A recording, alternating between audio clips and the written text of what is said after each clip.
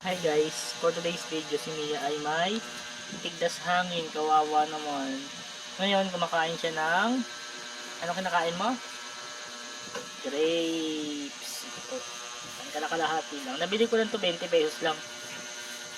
Kumbaga naka-jack pa tayo lang sa vendor kasi lahat yan is mga pitas-pitas na, hiwa-hiwalay. Diba Mia? Papakitaan ko kayo ha. Ang ginagawa ko dito guys, kung magpapakain kayo ng bata, ito, ito, asan ba? Ito, yan. Hahatiin nyo guys. Kakain muna ako ha. Yan.